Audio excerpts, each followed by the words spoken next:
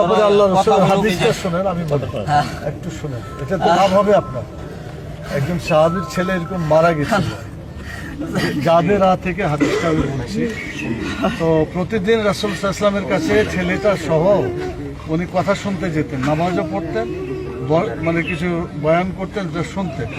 একদিন দেখে যে ছেলেটা নাই, তো ছেলেটা নাই মানে ছেলেটার বাপও নাই, কারণ ছেলে মারা যাওয়ার কারণে, শোকের কারণে সে আশা বন্ধ করে দিয়েছে।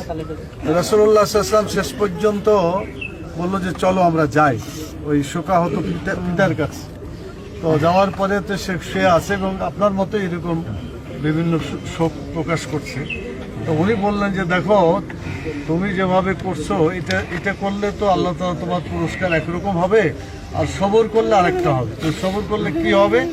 উনি বললেন যে কাল কিয়ামতে যখন আপনি মরবেন, তখন আপনার ছেলে আপনার জামার মানে একটা এক কিনারা ধরে তাকে জান্নাতে নিয়ে যাওয়ার চেষ্টা করছে, এবং যতক্ষণ পর্যন্ত তার পিতাকে জান্নাতে না নেবে ততক্ষণ সে জান্নাতে যাবে না। কিন্তু ধৈর্য ধারণ করতে হয়, যেন সবরের কত দাম। আপনি একটু মেহরবানি করে মনটা শক্ত করেন। আজকে ছেলে গেছে, কালকে তো আপনিও যেতে পারেন, আমিও যেতে পারি, অত একটু সবর করতে হবে। তো আমি খুব সংক্ষেপে দুটা কথা বলি। এক নম্বর হচ্ছে তকদির বলে একটা জিনিস আছে আল্লাহ তাআলা। আমি কতদিন বাঁচবো, আপনারা কতদিন বাঁচবেন, সাংবাদিকরা কতদিন বাঁচবে, একটা নির্দিষ্ট সময় আছে। সেই সময়ের ব্যাপারে আল্লাহ বলছেন ইজা জা আজালুহা লা ইস্তাখিরুনা সাআতাও ওয়া লা ইস্তাকদিমুন, মানে যখন নির্ধারিত সময় এসে যায়, এক মুহূর্ত আগেও হয় না, এক মুহূর্ত পিছনেও যায় না, ঠিক টাইমে আল্লাহ নিয়ে যান। তো আল্লাহর জিনিস যদি আল্লাহ নিয়ে যান তখন একটা সবর করতে হয়, আর এই সবর যারা করতে পারে তাদের জন্য একটা জান্নাত আল্লাহ তাআলা দিবেন। সে জান্নাতের নাম হচ্ছে হবে, সেই জান্নাতে আল্লাহ তাআলা তাকে স্থান দিবেন। সবরকারীদের জন্য স্পেশাল একটা জান্নাত আল্লাহ তাআলা তাকে দিবেন।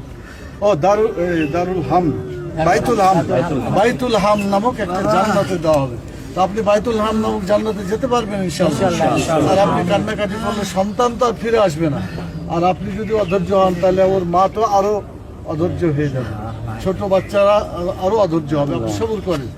তো এখানে দুইটা জিনিস করণীয় আছে। একটা হলো প্রতিবেশী হিসাবে আমাদের সান্ত্বনা দেওয়া, যারা পাশে আছেন তারা দিবেন। আমরা আজকে বাংলাদেশ জামাত ইসলামের পক্ষ থেকে এই শহীদ পরিবারে যারা আগুনে পড়ে মরে অথবা পানিতে ডুবে মরে, হাদিস আছে তারা শহীদের মর্যাদা লাভ করে।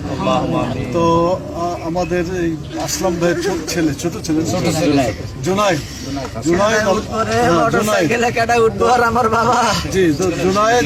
আল্লাহ শহীদের মর্যাদা তাকে দান করেছেন, আলহামদুলিল্লাহ। আমরা দোয়া করি শহীদের মর্যাদা, শহীদের পিতা হিসাবে, শহীদের পিতা হিসাবে পর্যন্ত বলছিলাম বাবু আমার বাপে ভাত খায় নাই, আমার বাপে তো ভাত খাইছে। আজকে দেখলাম আমার বাপের ব্যাগটা টিফিন বাড়িটা ভাত খাইছে।